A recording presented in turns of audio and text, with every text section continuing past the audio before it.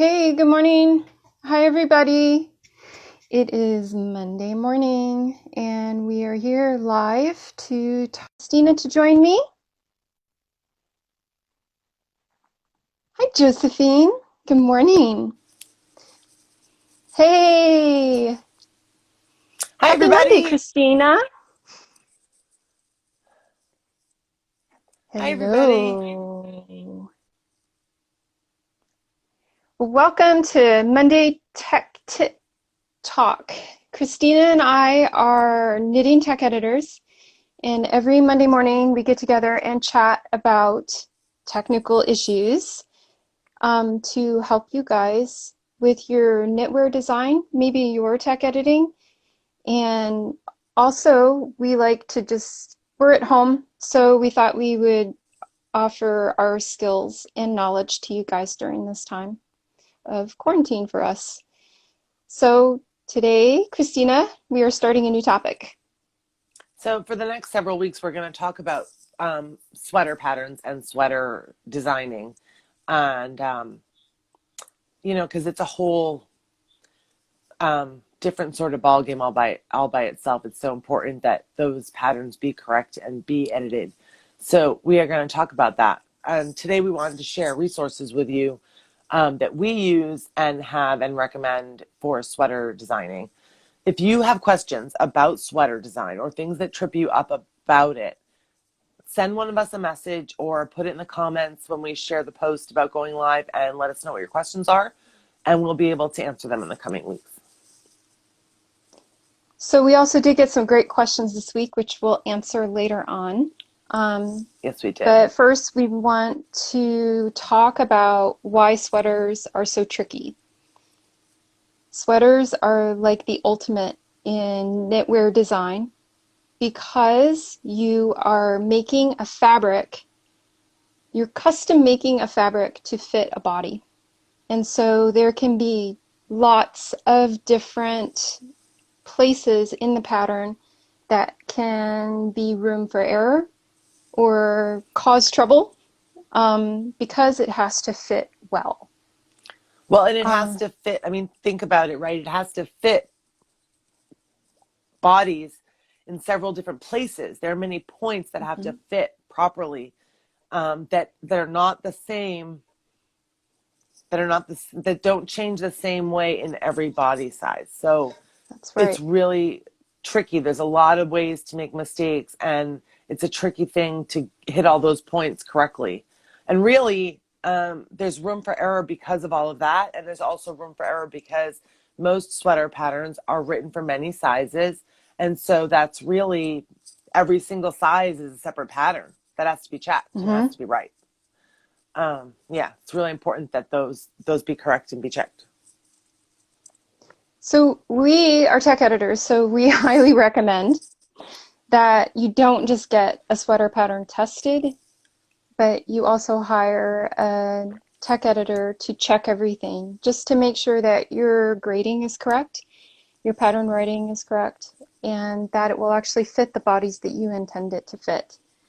So when you are starting to write a sweater design, you may write it for your own body because you're the person who's modeling it, or you may write it for a sample size if you're writing it for a magazine.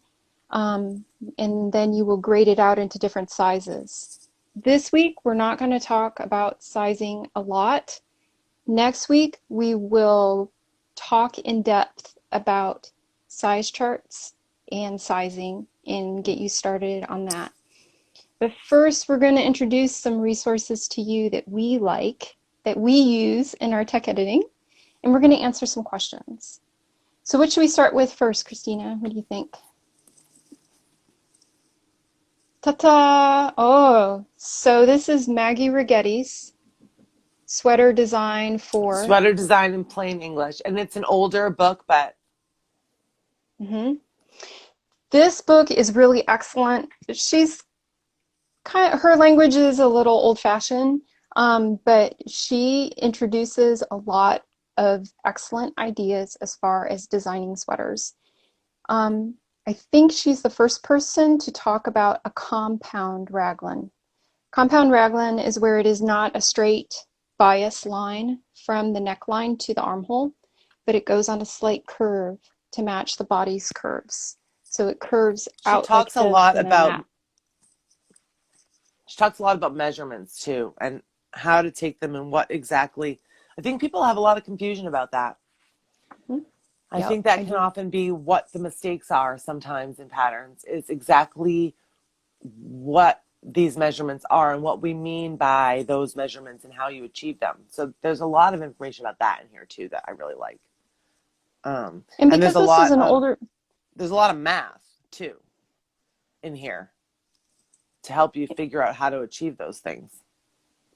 and because it's an older book, you should be able to find it relatively inexpensively through a used bookstore online. It shouldn't be hard to find at all. And she does talk about different types of construction, like Sarah was saying, of sweaters. It's a good one. What's your next one, Christina? Oh yeah, Amy Herzog's Ultimate Sweater Book. This this is one came another out one that recently. has good math. This is a newish book. Hmm. And she goes into detail in this book with all of the construction math, with drawings, like Yeah. how to do the math for a set-in sleeve, how to do the guidelines for yoke sweaters, for raglan construction. All of the math related to it is in this book, and she has some really good patterns too. Amy Herzog is kind of a guru for fit. So if you're I looking look in this book for, I look in this book for the neck too. She talks about how to achieve certain neck shaping and how to make Mhm, sure that you get that right. I find mhm. I remember finding really helpful what she said about that in here that I didn't see somewhere else. Yeah, this is an And talks excellent about how to make resource. adjustments, and yeah, it really is. Hmm. I interrupted you though. All I'm right. sorry, Sarah. What were you saying? No, I'm saying it's an excellent resource because it has stuff in detail and it's most updated information. So a lot of times Right. in the sweater resource department, things are always being invented and honed a little bit. And this is the most recent sweater book available for design. Which next one?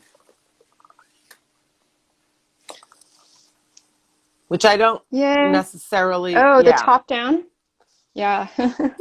Ann Bud's Top Should I Down say what I Sweater book. should I say I think you what I should. said yesterday I about think this? what you want to say you should talk about. I do. I think you should, Oh, because by the way, everyone. really this book really is like a roadmap, right? And it really is a map of sweaters, and the numbers are right there for you in charts and all that stuff. And so you need to be careful. So this book in particular is really interesting because basically it's formulaic. So you take your gauge that you get, and all the numbers are there for you to knit the designs according to your gauge, and you just find them in the chart. The thing about this is I've heard that some people use this to design their own sweaters. So they pull the numbers from the sizes and then use that to make their own patterns. And my personal opinion is that's violating some copyright. The this is her pattern in her book, so I think it's not great ethics to pull another designer's pattern and use their numbers for your own design. I think it's better if you do your own work.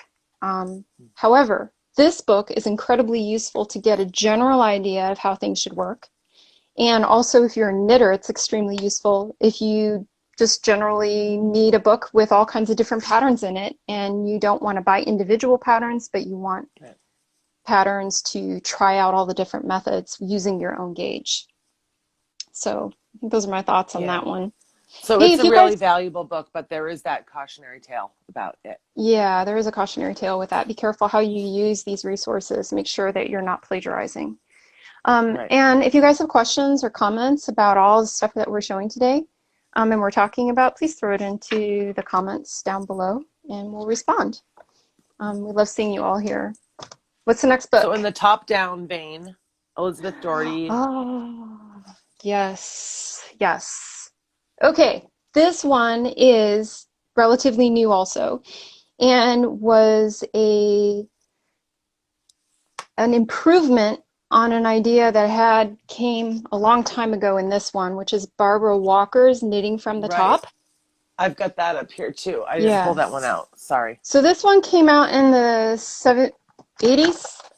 I should I look at the think the 80s, copyright. I think. Isn't it the Um, 80s?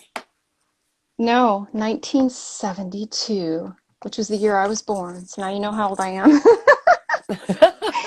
Um, this book kind of revolutionized how people thought about seamless design. Before, a lot of seamless design was according to Elizabeth Zimmerman, which was from the hem up to the armholes and then to the neckline. This one is from the top, reversing everything. But there were some issues related to the armholes with her seamless construction of the set-in sleeve. So there was a lot of extra fabric at the underarm. There was an extra row at the front. So, or yeah, when you pick up the stitches around the armhole.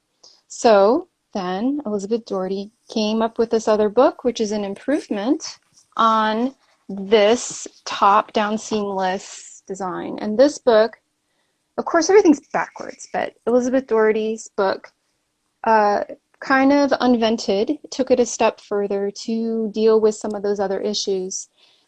Picking up the sleeve cap from the top down according to certain percentages, Yes, so she instead of breaks just the sleeve all cap equally. up.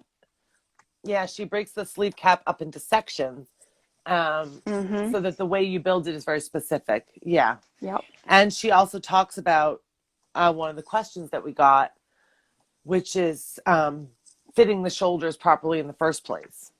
Yes. Um, Yeah. So the the position of that sleeve line is very nice on these sweaters. The sleeve right. seam, quote unquote. So one of the questions that we got that we'll address right now is about, okay, now everything's closed up on my thing. There were Um, a few people. Oh, do you have them right there? yeah, let me see if I can find it here. Oh, I loved the Craftery Collective asked this question and said, I'd love to learn more about shoulder fit. I have several hand knits that fall off the shoulders, and I'm not sure what about the construction causes that to happen. You want to start, Christina? Sure. I think there are a couple things because this does happen, right? I mean, Mm-hmm. sometimes it can be as simple as it's the yarn you chose. A super wash yarn on a long sweater is going to be heavy and it's going to stretch. So that's not going to happen in a loftier yarn. So sometimes that can be what the problem is. But when you're talking about the fit being wrong and the shoulders falling off, it's often because in this industry, like we size everything to our bust. And in trying to achieve that bust and bicep measurement, we're not fitting the shoulders, which needs to be guided by the upper bust measurement and the cross back of the points between your shoulder and shoulder where you want that shoulder seam to be. Mm-hmm. And I think that that's not happening a lot, that's being neglected. And so we're sometimes knitting the wrong size, or adjustments aren't made in the pattern to allow for this bust, but this upper bust and this shoulder fit. And Sarah had something to say about that regarding the neckline and how the neck can Right. affect the shoulders not fitting. So if you look at how a sweater fits at the neck in a sample size, you may have like a 7 or 7.5 inch back width neckline in the sample size, which might be at the lower end. It might be a smaller size. It might not even be in the middle. And then a lot of times designers will misgrade this and add a 1/4 inch or a 1/2 inch or even an inch across for each size. So by the time it gets to the largest size, even if it gets up to like 44 or 54, by the time it gets out here, it's beyond sometimes the shoulder width. So this part of the body is where our sweaters hang from. Our sweaters do not hang from our boobs. So it's a mistake to grade this part incorrectly. The distance between the neckline opening and the high point shoulder, which is right here, should be about the same for most of the sizes. And I mean, it can gradually get bigger by like maybe an eighth of an inch, but not a huge amount. So then the wider Right. the neckline is, the less fabric you have on your shoulders. So this is where all of your sweater is hanging from. The less fabric you have here, guess what's going to happen? It's going to slide. So I have seen sweaters that were designed with a large, a broad neck, front neck band, and a tiny, tiny shoulder width, like tiny, like an inch. And that's not enough fabric to keep it stable in place. So when you're designing a sweater, you have to look at your size chart at those points that Christina mentioned, the cross front, cross back, and even the back neck width or even the neck circumference and neck girth. And really look at the difference in your size chart between Right. those points. Right. The Like, so ratio if it's, between points. Yeah. so like if you're Because looking it's at not size like people 40, think that it's just all the points change in the same amount same way. all the way That's all over the right. body. It doesn't work that way. And in neglecting these measurements we're talking about is how you end up with poor shoulder fit. Yeah, exactly. And some designs do lend more to poor shoulder fit. So sometimes the yoked sweaters can slide just because they're slanted. It's a circle that's going this way. Raglans can too. In a back neck version, the back neck width of a raglan is incredibly important because when you're building a sweater forward from this for a neckline opening, this back neck is where the sweater is going to fit here. So that's a general uh, description of why there probably is a problem. Some designs may have more problems than others. So hopefully that answered some questions. Um, We have a comment, Sarah. yeah, go ahead. One woman said that she did that in a test knit and she could have knit a size smaller. Um, Yeah. and someone else said it makes total sense. I've also had cardigans with no buttons that fit and also fall Mm-hmm. off shoulders. One that fit had short rows sleeve cap, and the one that fell off did not have the short row cap. Does the Yeah. short row cap make a difference? Um, Honestly, it can make a difference in how the it fits, but if it's in the wrong place in the first place, then mhm. it's not going to matter how you've built the sleeve cap if your shoulder is Right. in the wrong place in the first place. Like if the shoulder is If your too shoulder far down seam is here, way down here, the short row sleeve cap is not on this curvy part. The short right? row sleeve cap should be on this curvy part to make Which is why it's a short rows to allow for that, wedge, right? hmm to add that wedge there. So a traditional set-in sleeve has the shaping, has the extra depth in a sleeve cap form of the top of the sleeve if it's knit flat to go over that curve of your shoulder.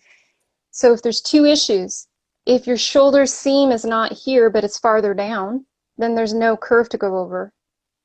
And you have to have enough fabric to curve over that shoulder point. So I think we had another question too about a book. Somebody asked if there is a bottom up sweater design book. And I think that Well, there anything are by books Elizabeth that talk Zimmerman, about anything by Elizabeth Zimmerman. She talks a lot about that. And honestly, what I like all the about different constructions. yeah, and what I like about her books talking about the bottom up is that it's kind of like a it's like anybody can do it. I mean, the way she explains it and Yes. the percentages and ratios she gives on how to know how many stitches and how to get the right fit and what you need for this part based Mm-hmm. on what you have for this part. It's really helpful how she describes it.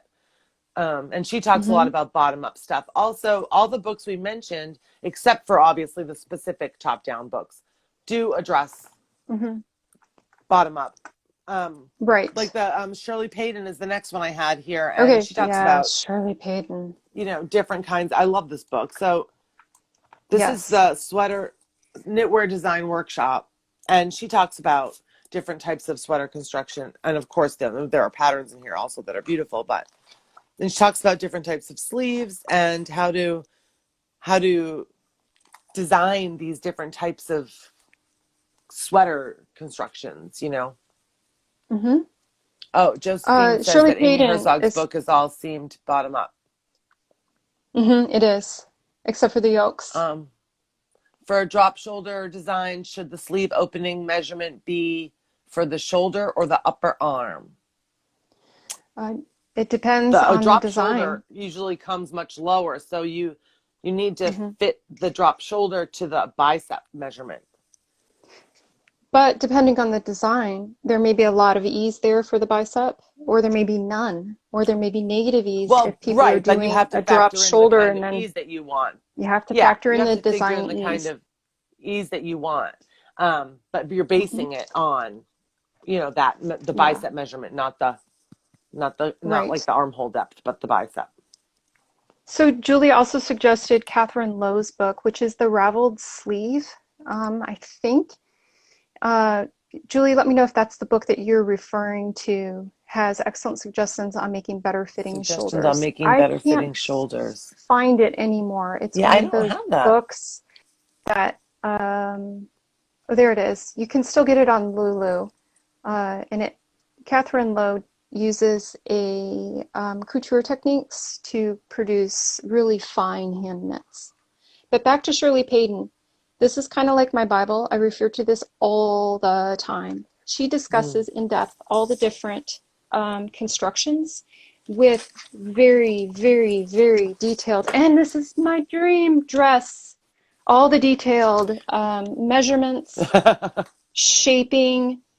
She even draws the shaping out for you with charts and gives you all the formulas for it. This is a true knit design workshop. If you worked through this, you would be getting a huge education into structure of hand knits and how to shape things using math, um, which is what tech editors do is we check all the math. Um, she also Yeah. has a really good size charts in the back and Yeah, there gives are you size charts design in the back, process and checklists. they are pretty good. So that's definitely one book that I keep out all the time. Mine is kind of dog-eared. I'm glad Yeah, it's mine's kind not of, yeah. paperback. Get the Oh, hardbound Shirley version. Payton. Shirley Hmm. Payton. The book is Knitwear Design Workshop: A Comprehensive Guide to Hand Knits. Shirley Payton. Paden, and she is on Instagram. I think she's just about ready to release another book, which is pretty fantastic. I'm looking forward to that. Did you have another book, Christina? The last one I took out was just the Vogue Knitting Ultimate Knitting book. Yes! So there are, Yay! so like there are, There's a whole section. yeah, there are a lot of these types of books, right, that are comprehensive knitting books, like the Principles of Knitting, and Hmm. the Knowledgeable Knitter, Hmm. and all the and Right, books like that sort of cover everything, right? But right. this one in particular is organized really well, and it has a lot of good information for sweaters. Yes. So This is my what did you favorite want to say page, about is that book? all, this is my favorite page. It's all of the collars and how all the math behind it. I love it, and I refer to it all the time when I'm checking a particular style of a neckline. They have a whole, it's like a 78-page section in here on designing sweaters with a Yeah. lot of information on how to do it. So this is useful for the general reference for knitting, but also for designing socks, mittens, other accessories such as shawls and sweaters. I highly recommend if you can get a hold of a copy of this. It's worth the Yeah, I expense. mean, it depends. Like she just said, whatever you're designing, there's a good chunk of information Hmm. about designing all sorts of things, not just Hmm. sweaters. It's a pretty good book to have. I'm happy I have it. So And that was one of my, one of the other, sorry? nope, go ahead. Oh, I was going to say one of the other questions that we got was before becoming a tech editor, what sources or books are necessary to study? And we covered this a little bit in the previous weeks, just to touch on it because we just talked about the Vogue knitting book. You need to study in depth whatever you want to edit, right? Mm, So you if really you want do. to be a sock editor, you should get all the sock books that are highly recommended by other people. Study sock techniques, heels types, top down, toe up, and then You know, just if you go want to really edit deep. shawls, there's so many different ways to design shawls. You need to learn about that. I would Hmm. really suggest what she said, get books. You know, and you don't have to go crazy like buying things. So many of these you can get at the library. I know Hmm. we can't go to the library right now, but um, a lot of them are ebooks too. And you can learn as much as you can about the types of things you want to edit.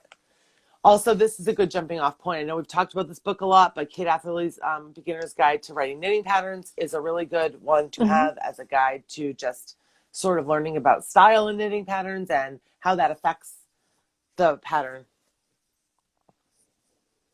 That's what I would suggest. So hopefully, yeah, hopefully, Nikki, that answers your question. Go deep into the area that you want to be known for as an editor.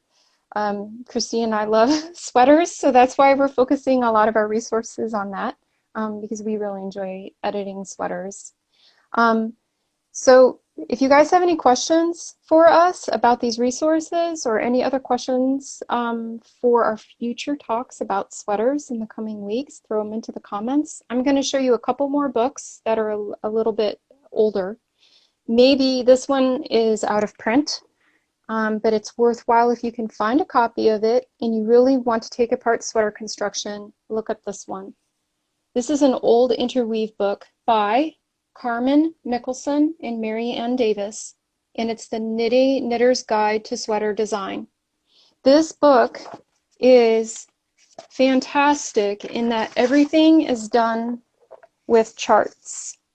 And not only does it take apart the math of like an alternate set in sleeve, but they have all of the drawings for everything. So it's very, very visual as far as, say, for instance, different sleeve caps and why they fit the way they do. Um, Right. so if you have a way to get a hold, I wish Interweave would republish this book, but I don't know if that will ever happen with what's going on. This is one of my favorite resources to refer to as far as getting educated about the math behind sweater construction and what works and doesn't work. The other one that I would recommend, if you are interested in sweaters that are traditionally shaped, is Knitting in the Old Way by Priscilla A. Gibson Roberts. And this book you have to take with a little bit of a grain of salt as far as sizing, because she works on a percentage method based on the full bust, which doesn't work on the ends of the size chart for the really small busted and the very large busted. So you will have to accommodate for that if you are knitting a sweater for yourself and you are in one of those, not in the center of the size chart. Um, but she does talk at length about all the different, takes you through the history of sweater design from the very beginning, basic blouse to the ganzis to all the traditional sweater, saddle shaped, raglan, full yoke, shoulder yoke, and with all the different, the history behind where all these shapes came from. This is a good history book, but it's also a good way to understand how people came up with the construction and knit these sweaters without ever having a pattern. How did they do it with this Right. and still get it to fit in a particular way for everyone? So it's a fantastic book. If you can get a hold of a copy of that, it's worthwhile reading. We had couple other, do we have any more questions? Because I can't see my comments on this phone. No, Christina? there's been no more questions. No. Do you have Okay, any more that so we got? yes, we did. Jessica McDonald asked, what about scaling? Whoops, hold on. Let me back up here. Uh, What about scaling the design for larger and smaller sizes? This is something that bugs me. I make a yoke chart to fill the smallest yoke, but then the larger sizes will have inches of blank yoke. What is your opinion on this? So if we're talking about, let's say, a top-down yoked sweater that has a large motif or even a motif on the yoke, what is your opinion, Christina, about scaling that motif for the sizes? What do you Well, think? so it's tricky, right? Like I've seen it a few different ways. Some people will change the motif by size, and every size will have, or every few sizes will have a different, it won't be the exact same. It'll be altered for each size to fill that space in the same way that you would do for um, a stitch pattern on a collar or a Mhm. sleeve. You'd alter that stitch pattern to accommodate sizing changes. So that's one way to Or do like it, a cable across the front. right? Or like a brioche pattern or something that you could change over sizes, or you could center it in a different place, and maybe the people in different Yeah. sizes Hmm. would work that motif at a different time. You can't really get away from the fact that in a yoked sweater, in smaller sizes, you're going to work fewer rows than you are in a larger size. Um, but you can either change that motif per size, or you can center it in a different place so that you don't Hmm. have, it doesn't look awkward. What do you think, Right. Sarah? I think this is a tricky part about sweater design, period. And a lot in the past, a lot of designers have given the excuse that the motif that they've chosen doesn't work at the other sizes. So then they use that as an excuse to not have a larger range of sizes in a sweater pattern. So this is a way to solve a problem, is to scale it if you feel like that is and looks appropriate.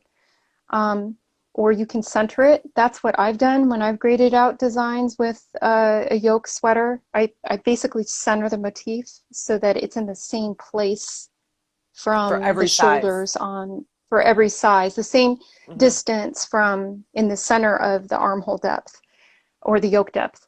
And that seems to work okay with some things. I think you have to decide what works best for your design. And one of the designs I graded out, I added more cable. Well, you add more. In other words, if you have a larger girth as the sizes increase, then you can add more patterning so that it looks so that the same plain amount is the same plain stockinette part is the same across sizes. Right. So there's a lot of different ways to accomplish this with the Mhm. understanding that your knitters realize that the largest and the smallest sizes may not look exactly like the sample. Well, Um, and I hate to say this, but really the best thing to do to decide how you want to handle that in your particular design is to swatch a little bit of it in the size you're concerned about, and mhm, see what you think, and see how you think you can make it work so that you are still happy with the look of it, um, mhm. as compared to other sizes, right? Because there Yeah. are a couple ways to handle it. You can center it in the same place so it's, ratio the same across sizes, or you can alter that motif to fit the space for each size. So we have a comment. I have And 9 different charts for my sizes for the sweater I'm working on. It was a lot wow. of work, but the design is more consistent. I I hear you. I mean, there are some Oh, wow. um, people That's that impressive work. do that. There's a like chart out every size, and sometimes it is possible to make that chart one chart, right? and just have certain parts of the chart worked for each, whatever the size is. So you don't always have to make separate charts. Sometimes you can get a little creative with the chart and find a way to keep just Right. one chart, but only certain parts of it are worked. But that doesn't always work depending on how you're altering the motif. So wow, 9 different charts. Yeah. So I have seen some designers, if there is a motif that takes up the entire yoke in the sample size, then they will add more rows to accommodate for the larger sizes. So then the larger sizes actually get more of the motif. So it just depends on Right. your design. And so then depending on what size you are, depends on where you start in the chart and where you end. So there is only one size chart, or one charted motif, but it will look different according to your size. The one thing I would just caution you is don't use this conundrum as an excuse not to offer certain sizes, because I have Right. seen that happen in the past, and I think it's kind of an easy way out to not address it. Do Mm-hmm. find a way to make it work for you in your design, in your design intention, because there's usually a way to make it work and work well across sizes, even if some of the sizes don't look exactly like the sample. Hopefully that answered your question, Jessica. I Um, agree. then we did have a response to that. Bad Betty Knit Stitches, Mari asked, I'd also be curious if tech editors advise designers to double up raglan increases at the end in larger sizes to avoid making the yoke too deep. I think it's relatively common adjustment for larger knitters, but haven't seen it used in patterns much. As someone who grades raglan sweaters, I would say that raglans are one of the trickiest things to write to fit all body sizes because you're dealing with a line where usually there's every other round, and it goes a short distance. Um, so I think that there are many ways to accomplish this fit. One thing I mentioned that if you Oh, were you're breaking up. okay, so you talk. So she is saying that people often have to double up increases at the bottom of the raglan is what she's saying. And why is that not incorporated in designs? So she's asking, you were kind of breaking up. I couldn't really understand what she was asking. Is that what she's saying? Why is that She's not saying incorporated? that why isn't it offered in Yeah. And it's like more what Sarah sweater was starting to pattern? say. Raglans are really difficult to design and get right in all the places because you're working with that diagonal line and getting the bicep measurement and the bust measurement achieved at the same time. So I think what needs to happen, and I'm hoping this is going to get better in pattern design and that designers pay a little more attention to this. You need to get creative in your grading and find ways to maintain that raglan line while also getting the increases where they need to be in the correct amount of distance. You want to have Mm-hmm. enough room for the bust and enough room for the arm without having way too much room for the arm, or Mm-hmm. but then the bust is achieved, right? And there are ways in the raglan where you can do increases for the arm sometimes, and where the arm and the bust both sometimes, and the bust just sometimes and not the arm. And that's where you really need to look at those size charts. And I do hope this gets addressed by more people. Raglans are tricky because of that, and I feel bad that people have to make such large accommodations, not accommodations, adjustments, when they're knitting a sweater. Right. But you do sometimes have to. Um, you can double up. You can double up increases if you need to, and designers should be addressing that and doing that. Doubling up Are increases you there, mean Sarah? I am. Is it still breaking up? um, The doubling up increases means that you do it every round or Right. sometimes use knit 3 together instead of knit 2 together to accomplish more, or sorry, that would be decreases, like knit front back, and to, if you're going top down, it depends which direction you're going on the raglan, if it's bottom up or top down. The other thing to look into is compound raglan, which allows, like what we first shared in Maggie Righetti's book, it allows for a certain amount of shaping, and it allows a lot more points for doing increases on every round, or decreases on every round, depending on which direction you're going.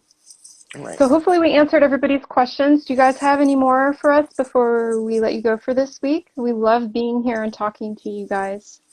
We do. Sorry I I'm love breaking doing. up. Yeah, we're kind of losing you, but I hope we addressed that question well enough. You totally, that is something that can be done, and that is something that can be written into patterns by the designer to achieve what needs to happen. And you really just, need to pay attention to the ratios between those parts. I would like to say one more thing about resources. There are also a lot of online resources that we like and that we use, and Sarah has done a very good job of compiling them. Okay, so on her website, you can find a resources page where a lot of information is listed about not just sweaters, but other things too. And also in her highlights on her Instagram profile page, there's, I think it's sizing or something. There's a grading maybe. There's a highlight with lots of resources about sweater design that I would recommend you check out. Also, I wanted to say that Jackie Cieslak, her on Instagram is Jacqueline Cieslak. I would suggest you follow her newsletter because she did a sizing survey that is now closed, but she's compiling the results of that. And in that, what I'm excited about it for is because in that survey, what she's doing, compiling this information, is talking about and examining the ratios between the points on the body, which do not change in the same way across sizes. They are different. And a lot of the trouble in design and how things get done is that people think those ratios from in between points are the same for every size, and they're not. So I think that when she does put that information together, it's going to be really valuable. So I would follow her newsletter. So that's Jackie Cieslak, or Jacqueline Cieslak. Right. She Nadia says, do you Lewis, guys have a favorite sweater style? what do you think, Christina? Dude, I like a set in sleeves. Seamless for me. That's what I Same like. with me. I like I'm there editing with them you. and I like knitting them. Yeah, I'm on the same boat. I love a set in sleeve. I don't particularly like sewing them in.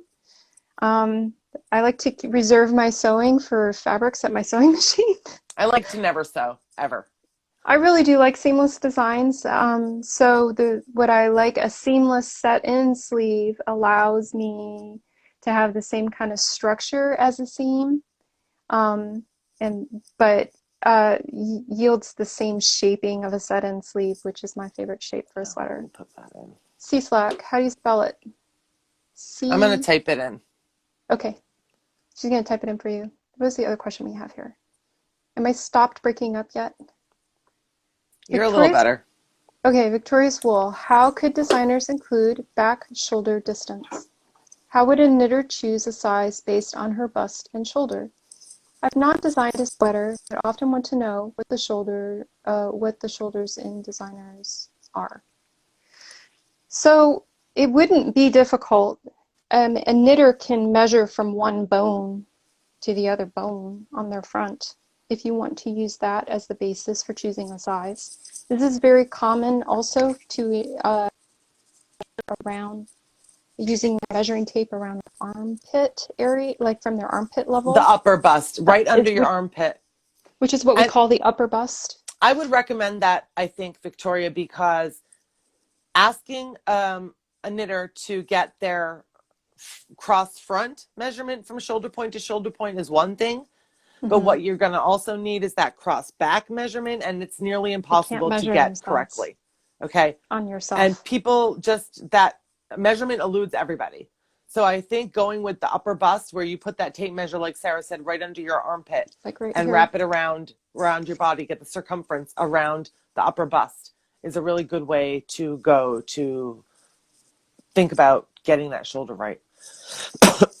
Hmm. I think. And the crossback measurement is helpful in the sizing charts and um, to make sure you're on track for designing it. But I think that having knitters depend on getting that measurement correct to size the pattern for themselves is, I think, always going to fail. It's just a tough measurement to get. What do you think, Sarah? I agree. It's very hard to measure your own body. Um, you can make a lot of mistakes measuring your own body and then get errant measurements that would cause you to choose a wrong size. I do think it would be great if we can move away from a full bust measurement as far as sizing, being the sizing indicator. I would love Mm, to see sizing go to something different, more like a torso size, which would be more inclusive for people maybe who don't have large breasts or don't have breasts at all. So then you could add cup size for sweaters. But that, I think that would be way down the line. I don't think we're mm. there yet for sizing. Most sizing is now based on full bust, which doesn't always lend itself to great fit. So I'm excited to see where Jackie takes this as far as the measurements for using the upper bust too. So I think we all should keep our eyes on her designs. Yeah, I do. So that's just my input.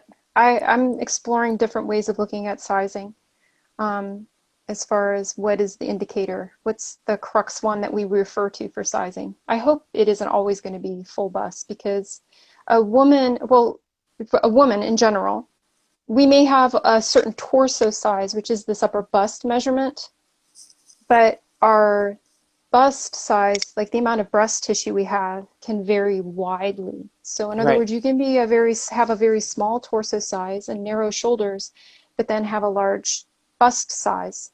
So then if you always choose your sweater sizes according to the bust size, then it may not fit up in the shoulder. And this is what I see a Right. lot of my sweater students complain about who have a fuller bust. So they have, D, triple E, F size bra, and their sweaters never fit here.